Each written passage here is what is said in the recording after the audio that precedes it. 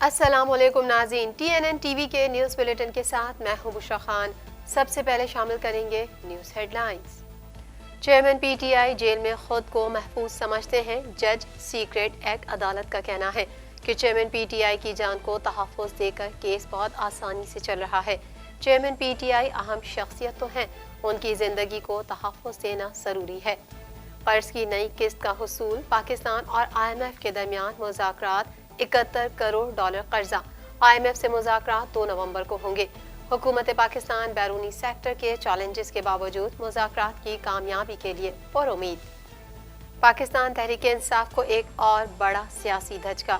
اندلیب عباس سمیت 3 خواتین رہنماؤں نے PTI چھوڑ دی۔ استحکام پاکستان پارٹی میں شمولیت کا اعلان کیا۔ مقتول صحافی ارشد شریف کی بیوہ نے کینیا پولیس پر مقدمہ دائر کر دیا۔ جویریہ صدیق کا کہنا ہے کہ عدالت سے کیس نمبر اور مزید ہدایات کا انتظار کر رہے ہیں۔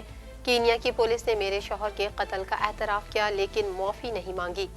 الیکشن کمیشن عام انتخابات پر غیر ملکی مبصرین کے لیے دعوت نامے جاری۔ الیکشن کمیشن کے مطابق انتخابات کی شفافیت کے لیے ملکی اور غیر ملکی مبصرین کے لیے اوپن ڈور پالیسی ہے۔ سیاسی وابستگی رکھنے والوں کو ایکریڈیٹیشن جاری نہیں کیا جائے گا۔ غزہ میں امداد کی اجازت دینے کے لیے انسانی بنیادوں پر وقفے کی حمایت کرتے ہیں۔ کینیڈین وزیر اعظم کا کہنا ہے کہ ہماری ترجیح معصوم شہریوں کا مسلسل تحفظ ہونا چاہیے۔ 30 سے زائد لبرل اور اپوزیشن ارکان پارلیمنٹ کا حکومت سے جنگ بندی کی وکالت کرنے کا مطالبہ۔ نام کا حصہ محمد ہونے پر برطانوی رکن پارلیمنٹ کو پرواز میں سوار ہونے سے روک دیا گیا۔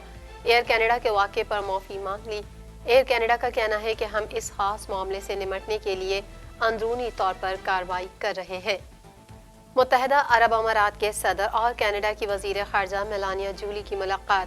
اماراتی صدر اور کینیڈا کی وزیر خارجہ کا غزہ میں شہریوں کے تحفظ کی ضرورت پر تبادلہ خیال، انسانی ہمدردی کے رد عمل کو تقویت دینے کی اہمیت کا بھی اعادہ کیا۔ مغربی کنارے پر بھی اسرائیلی بمباری، مجموعی شہادتیں 5,900 سے متجاوز۔ ایلان مسک نے تیسری عالمی جنگ سے خبردار کر دیا۔ اردن، قطر، سعودی عرب کی اسرائیل پر تنقید، فلسطین کی حمایت پر اسرائیلی وزیر خارجہ آگ بگولا۔ اینٹونیو گوتریس سے ملاقات منسوخ۔ چین میں وزیر خارجہ کے بعد وزیر دفاع کو بھی عہدے سے ہٹا دیا گیا۔ دونوں چینی صدر کے کافی قریبی اور بااعتماد ساتھی تھے۔ چین کے ریاستی نشریاتی ادارے نے دونوں وزراء کی برطرفی کی کوئی وجہ نہیں بتائی۔ ہیڈ لائنز آپ نے جانی اور اب شامل کریں گے خبروں کی تفصیل۔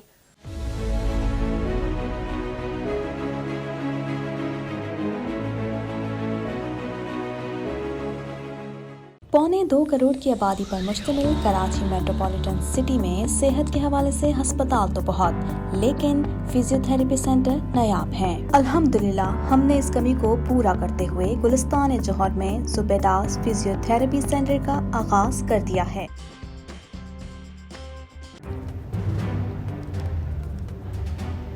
Islamic Finance TV, the only TV channel of the fastest growing Islamic economy in the world and the prime mover of Islamic finance news. Follow us on our social media handles and watch our reports and educational program at www.islamicfinancetv.com. For advertisement, please contact us at islamicfinancetv@gmail.com.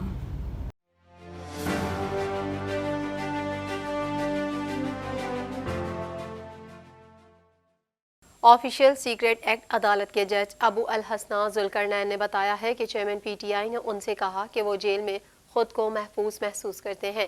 مزید جانیں گے اس report میں۔ Official secret act عدالت کے جج ابو الحسناء ذوالقرنین نے بتایا ہے کہ چیئرمین PTI نے ان سے کہا کہ وہ جیل میں خود کو محفوظ محسوس کرتے ہیں۔ جج ابو الحسناء ذوالقرنین کی عدالت میں چیئرمین PTI کے ترجمان قانونی امور نعیم پنجوتھا پیش ہوئے اور کہا کہ آپ کے آرڈرز پر عمل درآمد نہیں ہوتا۔ جیل میں وکلا کو چیئرمین PTI سے نہیں ملنے دیا جاتا۔ جج ابو الحسناء نے کہا کہ ایڈمنسٹریٹو معاملات ہیں، جیل مینول کے مطابق جیل میں معاملات چلتے ہیں۔ نعیم پنجوتھا نے کہا کہ آپ سپرنٹینڈنٹ اڈیالہ جیل کو جو کہیں گے وہ ویسا ہی کریں گے۔ جج ابو الحسناء نے کہا کہ اگر چیئرمین PTI سے زیادہ وکلا کی میٹنگز ہوں تو معاملات دیکھنے پڑتے ہیں۔ جج ابو الحسناء نے کہا کہ چیئرمین PTI اہم شخصیت تو ہیں، ان کی زندگی کو تحفظ دینا ضروری ہے۔ قانون کے مطابق چیئرمین پی ٹی آئی کی زندگی کو تحفظ دینا ہے۔ میری اٹک جیل میں چیئرمین پی ٹی آئی سے گھنٹہ بات ہوئی۔ انہوں نے کہا میں جیل میں محفوظ محسوس کر رہا ہوں۔ آپ جا کر پوچھیں چیئرمین پی ٹی آئی سے کہ انہوں نے کیا جیل میں محفوظ ہونے کے حوالے سے مجھے نہیں کہا۔ چیئرمین پی ٹی آئی کے جیل میں محفوظ ہونے کے حوالے سے دیے گئے بیان کو بھی سپرنٹینڈنٹ جیل نے دیکھنا ہے۔ نعیم پنجوتھا نے کہا کہ چیئرمین پی ٹی آئی کو جوڈیشل کمپلیکس میں پیش کرنے پر بہانے بنائے جا رہے ہیں۔ سپرنٹینڈنٹ جیل جان کو خطرے کا بیان دیتے ہیں۔ جج ابو الحسنات نے نعیم پنجوتھا سے مکالمہ کرتے ہوئے کہا کہ آپ میٹھا میٹھا ہپ ہپ کڑوا کڑوا تھو تھو کر رہے ہیں۔ بعد ازاں جج ابو الحسنات نے چیئرمین پی ٹی آئی سے وکلا کی ملاقات سے متعلق سپرنٹینڈنٹ جیل کو ہدایت جاری کر دی۔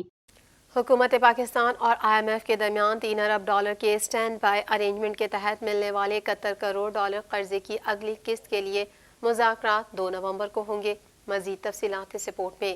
حکومت پاکستان اور آئی ایم ایف کے درمیان $3 ارب کے اسٹینڈ بائی ارینجمنٹ کے تحت ملنے والے $71 کروڑ قرضے کی اگلی قسط کے لیے مذاکرات 2 نومبر کو ہوں گے۔ تفصیلات کے مطابق پاکستان اور عالمی مالیاتی فنڈ کے درمیان موجودہ قرض پروگرام کی نئی قسط کے لیے مذاکرات کا آغاز نومبر کے پہلے ہفتے میں ہوگا۔ مذاکرات میں آئی ایم ایف ٹیم کی قیادت ناتھن پورٹر کریں گے۔ حکومت پاکستان بیرونی سیکٹر کے چیلنجز کے باوجود مذاکرات کی کامیابی کے لیے پر امید ہے۔ اگر حکومت عام انتخابات کا اعلان کر دیتی ہے تو اس سے مذاکرات کے دوران وزارت خزانہ کے ہاتھ مزید مضبوط ہو جائیں گے۔ میڈیا رپورٹ میں کہا گیا ہے کہ $70 کروڑ کی قسط کے حصول کے لیے مذاکرات کا نیا دور نومبر میں ہونے جا رہا ہے۔ اس سلسلے میں وزارت خزانہ، وزارت توانائی سمیت دیگر وزارتوں نے اہداف کی کارکردگی کا جائزہ مکمل کر لیا ہے۔ آئی ایم ایف سے مذاکرات میں جولائی تا ستمبر معاشی کارکردگی کا جائزہ لیا جائے گا۔ رواں مالی سال کی پہلی سہ ماہی کی معاشی کارکردگی کا ڈیٹا آئی ایم ایف کو پہلے ہی فراہم کیا جا چکا ہے۔ ذرائع کا کہنا تھا کہ مذاکرات میں توانائی کے شعبے کی اصلاحات پر بات چیت ہوگی اور سرکولر ڈیٹ کم کرنے کے لیے طریقہ کار پر عمل درآمد کا جائزہ لیا جائے گا۔ ساتھ ہی گیس کا سرکولر ڈیٹ کم کرنے کے لیے مینجمنٹ پر بات چیت ہوگی۔ ذرائع کے مطابق مذاکرات میں ٹیکس اصلاحات پر عمل درآمد سمیت مالیاتی خسارے اور کرنٹ اکاؤنٹ خسارے میں کمی کے لیے اقدامات کا جائزہ لیا جائے گا۔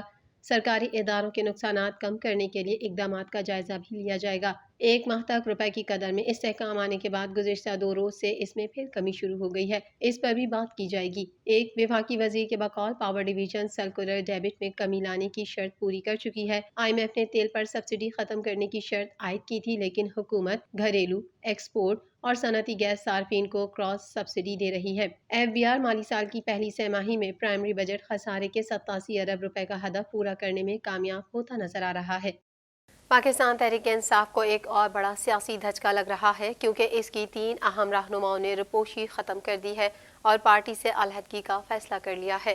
مزید جانیں گے اس رپورٹ میں۔ پاکستان تحریک انصاف کی 3 اہم خواتین رہنماؤں نے پارٹی چھوڑنے کا اعلان کر دیا۔ پاکستان تحریک انصاف کو ایک اور بڑا سیاسی دھچکا لگ رہا ہے کیونکہ اس کی 3 اہم رہنماؤں نے روپوشی ختم کر دی ہے اور پارٹی سے علیحدگی کا فیصلہ کر لیا ہے۔ پی ٹی آئی چھوڑنے والی خواتین رہنماؤں میں اندلیب عباس، سعدیہ سہیل اور سمیرہ بخاری شامل ہیں، جنہوں نے حال ہی میں استحکام پاکستان پارٹی کے پیٹرن ان چیف جہانگیر ترین سے ملاقات کی۔ ملاقات میں اندلیب عباس، سعدیہ سہیل اور سمیرہ بخاری نے پی ٹی آئی چھوڑنے اور آئی پی پی میں شمولیت کا اعلان کیا۔ ملاقات کے دوران اون چودھری بھی شریک تھے۔ اس موقع پر آئی پی پی کی ترجمان ڈاکٹر فردوس عاشق اعوان کا کہنا تھا کہ سیاسی بہنوں کو پارٹی میں خوش آمدید کہتے ہیں۔ دوسری جانب اندلیب عباس نے کہا کہ 9 مئی کو جو کچھ ہوا وہ نہیں ہونا چاہیے تھا۔ کوئی بھی فرد واحد مقصد سے بڑا نہیں ہو سکتا۔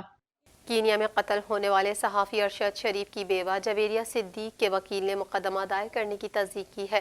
مزید احوال اس رپورٹ میں۔ پاکستانی مقتول صحافی ارشد شریف کی بیوہ نے کینیا کی پولیس پر مقدمہ دائر کر دیا۔ میڈیا رپورٹ کے مطابق کینیا میں قتل ہونے والے صحافی ارشد شریف کی بیوہ جویریہ صدیق کے وکیل نے مقدمہ دائر کرنے کی تصدیق کی ہے۔ انہوں نے گفتگو میں بتایا کہ نیروبی میں کینیا پولیس کے خلاف شہید ارشد شریف کے قتل کا مقدمہ درج کرا دیا گیا ہے۔ وکیل بیوہ ارشد شریف نے مزید کہا کہ عدالت سے کیس نمبر اور مزید ہدایات کا انتظار کر رہے ہیں۔ بیوہ ارشد شریف کا کہنا تھا کہ 1 سال سے انصاف کے لیے لڑ رہی ہوں۔